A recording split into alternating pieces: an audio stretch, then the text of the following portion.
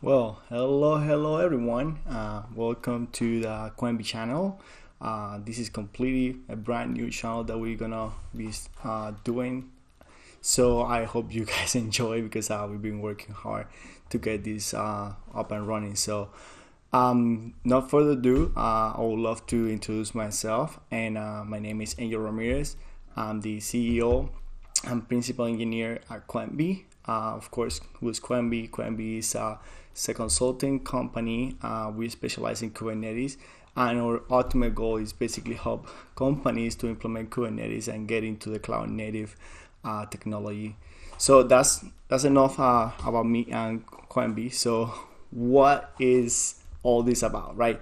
So this is an idea that we've been working on for a long time now, and we wanted to see how can we help people to get into Kubernetes, to learn Kubernetes, but not doing the traditional way, not having to do it through tutorials, having to go with the documentation. I mean, you still need to do those, and you still, encourage people to go through the documentation. It's perfect. But how can we learn in a more interactive way, right? So we come up with this idea, and we want to do a project, right? But we have to do a project in a certain way. It's gonna be a completely open source project. In that way, we're gonna be introducing Kubernetes to you guys in a easy way, as if you were actually developing these applications yourself, right? And the whole idea is to start slow, start from the beginning, cover the fundamentals, and we might get into more, and deep and expert topics on Kubernetes. But the idea is for you to be actually creating something, implementing Kubernetes, so you see in real life. We're gonna keep it as real as possible. How you guys can learn Kubernetes using this methodology, which I hope you guys love it. Because if you like me, I like to learn basically doing something at practice. I love theory, but when I practice, I actually get more familiar with any technology. So that's what we're gonna be doing. This video is only for you guys to know what we're gonna be doing. It's an introductory video. So next week, we're gonna actually start doing something. So I do have a couple of notes here that I would love to check before we end up into more. So, okay, so what is the project, right? So there's a ton of things that we can do, right? So there's no limit. But I wanted to do something that we actually can, at the end of the series, donate, right? And what else could be better than let's make a library system. Let's try to see if we can help the current library system and create a software which is going to be completely open source. They're going to be able to use it, but let's implement Kubernetes. And that way, if they want to implement it on premise, Kubernetes help. If they want to implement it on the cloud, they can do it as well. It's Kubernetes based. Now, there is some caveat here that I want to make sure that we are in the same page. So we're not going to be focusing on the code, right? So if you guys see that I'm making some, non-standard type of coding, or you guys don't agree with something, please feel free to go into the repo and submit a PR, because our focus here is not going to be the coding. Our focus here is going to be Kubernetes itself. We need to have some coding stuff so we can actually deploy them, but it's not going to be the main focus. So, but hey, you're all welcome to contribute. This is going to be a community project. So it's not going to be Quemby project or Angel project. It's going to be a community project. We're just going to help in the area that we are experts and we can help. And in this way, you also can learn. But everyone is welcome to contribute. Another thing that I want to make sure that we have is that we're going to cover the architecture. We're going to cover the whole landscape of the CNCF, which is the cloud native. what I mean with covering the whole landscape doesn't mean that we're going to use every project on the CNCM landscape. It's that we are going to try to cover all the areas, so you guys see when you're creating an app, what are the areas, how you need to connect them together, why should I even use them, which one to pick, and why. Of course, everything is depending on your own personal decision. I'm not trying to make you guys use specific tools, but you guys gonna see me when I pick one tool over the other one and why. And doesn't mean that this tool A is better than tool B. It's just because at this specific project or in this specific moment, I thought this one could be better. But it's always open to change. It's always something that we can improve. So feel free to use your own thoughts, but it's just for me to give you a base on this. So another thing that I want to mention is that as I said, it's a complete open source project. So please feel free to help. And if there is any front end out there that wants to help, please do, because front end is not something that we want to invest too much. But if there is any front end developer out there that wants to help and create the front end for this project, more than welcome. So another thing is we're gonna be using GitHub entirely, so projects and everything. So you also guys can submit issues.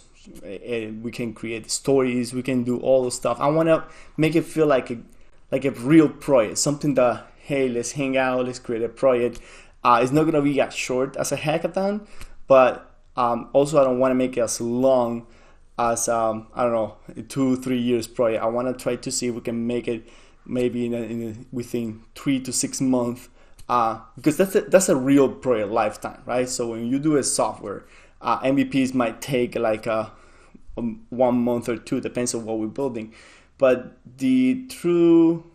when you actually making the software, you end up pretty much in 6 months. And this when you actually get something that is really worth to show, really worth to try out there. So that's the idea. So we're gonna be releasing a weekly video in every topic that we're gonna be touching. So I'll encourage to subscribe, whatever they're gonna put the link, I don't know, but I encourage you to subscribe so you get notifications. And for you, the live streaming instead of recording, we will do live streamings. I will say once we get further on the roadmap, I will start doing some live streaming, because otherwise it will be like a lot of boilerplate that we have to do. So we can cover that as a record video. So maybe couple weeks we can do like 2 videos instead of 1. So we can cut the boilerplate as much as we can. But once we get into the more interesting areas of Kubernetes, definitely we'll do live videos so we can get comments and questions real time.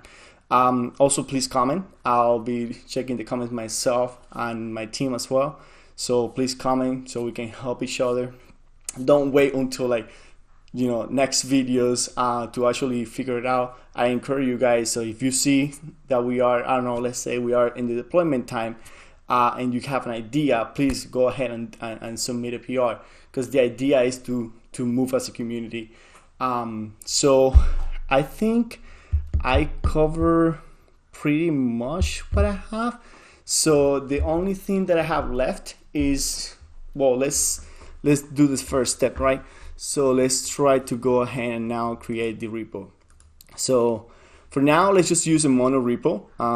Let's not get too over engineering anything right now. So let's just create one quick repo. We're gonna call it, I don't know, KS library, right? This is basically what we're gonna be doing. Kubernetes and library.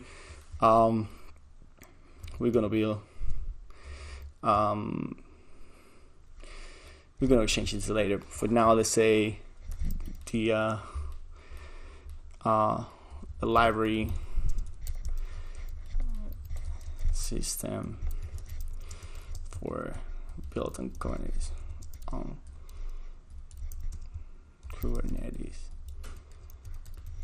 and Cloud-Native. So awesome. Yay. I know. Let's do that way. So we're gonna initialize it with the README. We're gonna add, well, I'm not gonna add any ignore because we're gonna be using folders for everything that we're gonna be doing. And so we're gonna be using Apache, right? So yeah, I think that's the best one for now. We can always change it later. So let's do Apache for now. Create the repository. So we are in. Boom. That's it.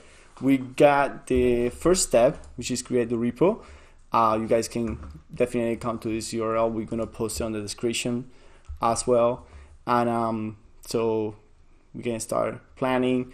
The next step is I'm gonna start adding some stuff to the project.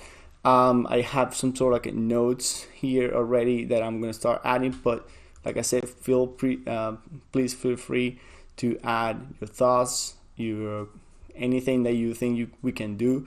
The whole point here is that we want to make this an open source, completely, fully open source project, but we also wanted people to use it. So that's the difference here. We don't want to just create something in GitHub, leave it there, it will die at some point. No. I want this to be something the library actually uses. So I will be the first evangelist once we get this done and go to all the libraries that I have nearby and tell them, hey, we got this amazing product, it's a community product, use them, it's free. We help you to set it up if you need to, because that's the only way we can actually test what we did is actually right.